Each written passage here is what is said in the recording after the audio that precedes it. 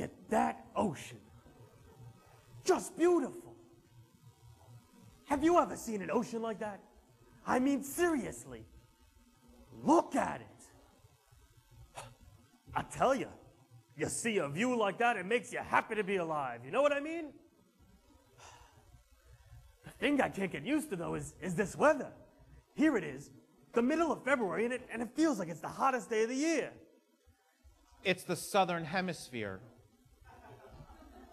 Sorry? It's the southern hemisphere. That's why it's so hot. Smart. Yeah, must be that hemisphere thing. I heard it's been acting up. You probably read about it in the paper.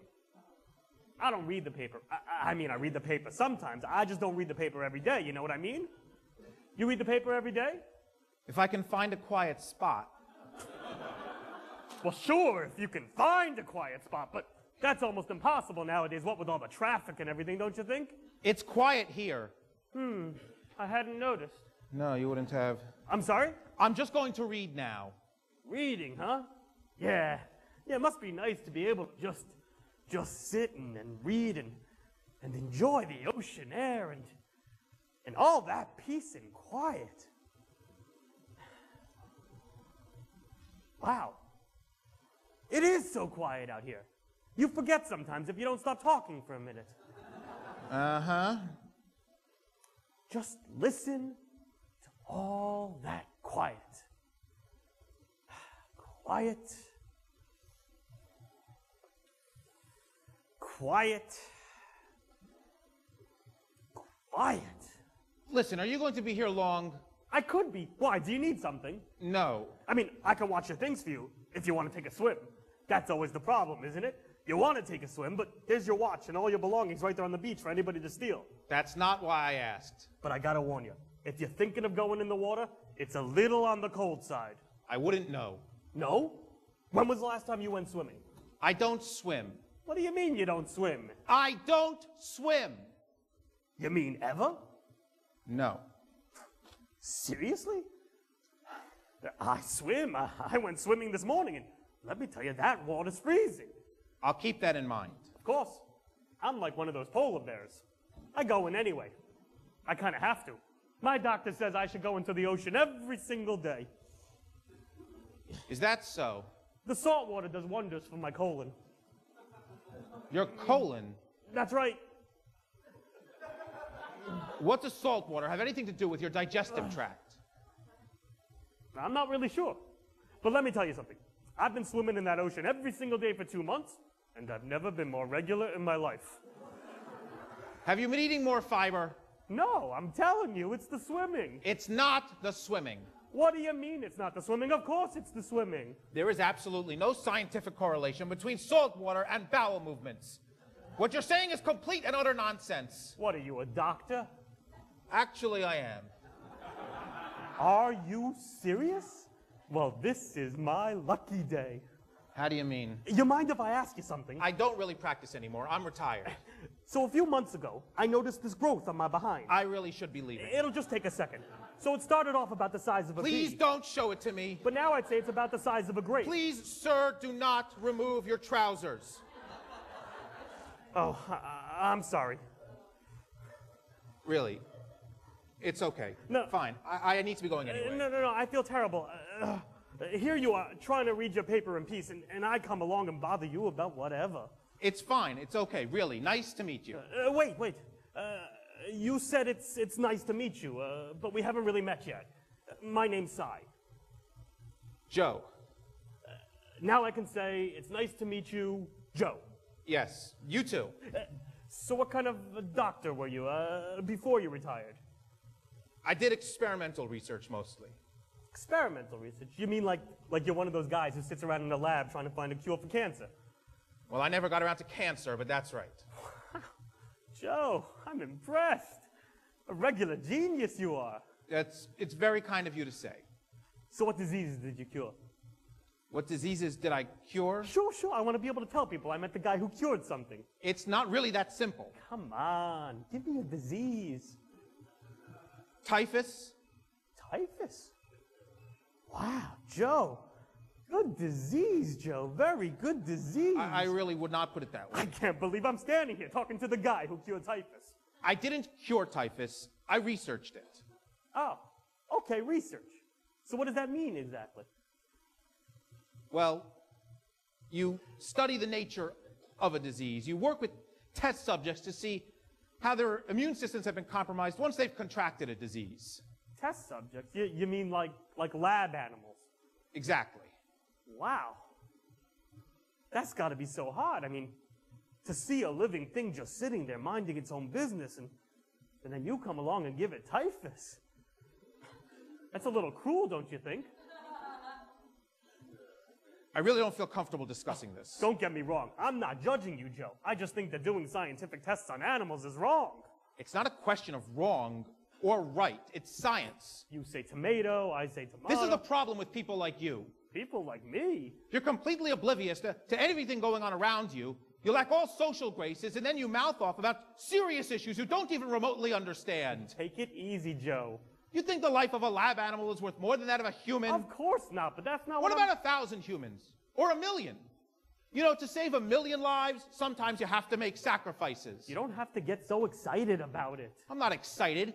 The idea that liberal, uneducated Neanderthals like you want to halt scientific progress in its tracks just so you can save a few lower life forms is absurd. Lower life forms? So who gets to decide which life forms are lower? You? Yes, me. My service is to the greater good of humanity. And if a few Jews have to die so that we can cure diseases that plague humanity to this day, then so be it.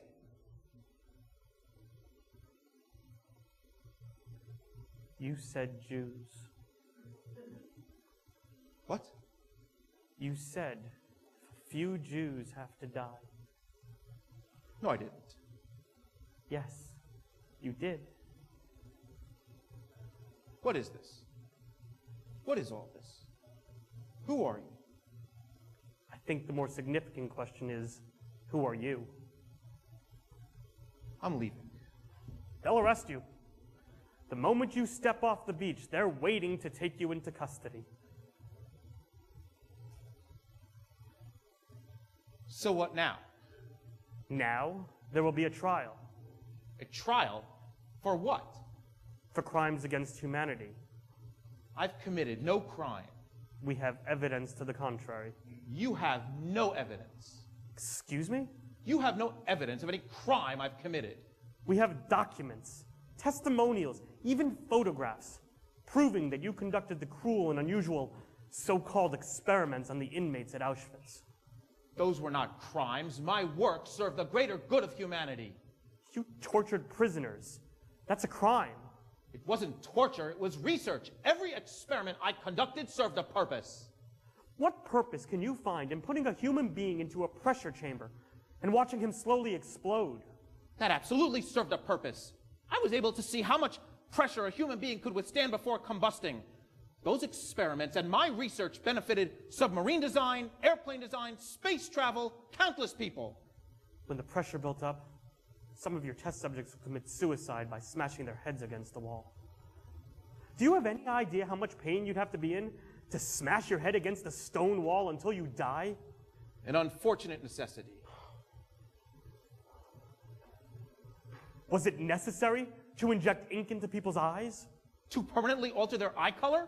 Think of the possibilities. You could have blue, green, whatever color eyes you want. Most of your subjects went blind. The lucky ones died. A necessary price. If I had been able to conclude my research, I could have engineered any eye color, and it would have been hailed as a major scientific achievement. It was murder. No. And what about the twins? What about them? You tortured and killed countless pairs of twins. I didn't torture them. I treated them like royalty. Royalty? You inject one of them with a disease like typhus, wait for them to die, and then kill the other one? Twins have identical genetic composition. By comparing their autopsy results, I was able to better understand the nature of certain diseases. Let me ask you one question. Did you look into their eyes? Did you see the terror? The fear of a person that knows that he's about to die? Or worse?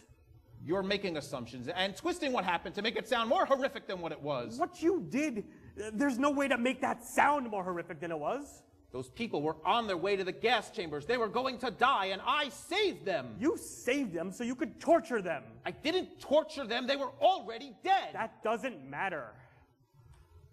If you knew you were going to die, would you want to be another body carted out of the gas chamber, or would you want your death to mean something? Every death meant something. Not like mine. My death stood for something important. That's an undeniable fact. I'm sure you can explain at the trial. Oh, I will. In fact, let me tell you something. I'm not afraid of your trial. I welcome your trial. What?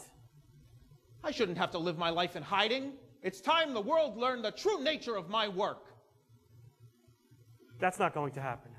I will stand proudly at my trial and defend my honor once and for all. The world will know that Dr. Joseph Mengele was not a monster, but a humanitarian who cared only for the greater good. That is not going to happen.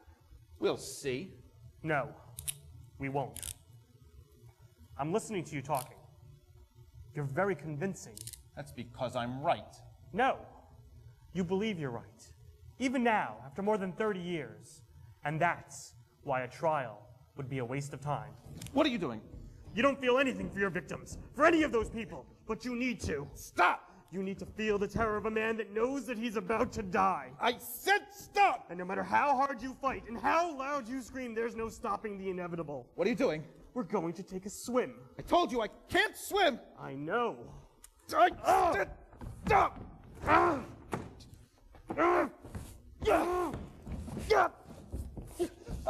No! Stop! Do you feel that? Said stop! The water's getting higher. Soon you won't be able to breathe. What do you feel? You made your point, now stop! Are you afraid? Stop! I said, are you afraid? Yes! We're coming to you live from Bertioga, Brazil, where the body of a drowning victim found 6 years ago has just been identified as the notorious Nazi war criminal, Dr. Joseph Mengele. Mengele has been at large since 1945, and many believed him to be living and hiding in South America. But this was unconfirmed until now. Dr. Mengele was perhaps best known for his experiments on identical twins during the Holocaust in World War II. But let's talk to an expert about the extent of his crimes. We're here with noted Nazi hunter Simon Wiesenthal. Dr. Wiesenthal, this is quite a discovery, wouldn't you say? Absolutely. Very monumental. Your research has led to the arrests of numerous Nazi war criminals. Are you disappointed that Mengele was able to elude capture for so long? Well, it's unfortunate that he won't stand trial, yes. But the important thing is that there's one less Nazi living freely. Now, the official report states that Mengele was out enjoying a late afternoon swim when he had a stroke and died. Yes. But we interviewed numerous survivors of the Nazi concentration camp Auschwitz, and they knew Dr. Mengele, and many claim that he was terrified of the water. Yes, I've heard that. So it seems highly unlikely that he simply went out for a swim and drowned. Well, we know that he was afraid of the water in Auschwitz, yes, but that may have been because of the diseases there. We don't know for certain that he was afraid of all water. So you don't think foul play was involved here? It's possible, certainly.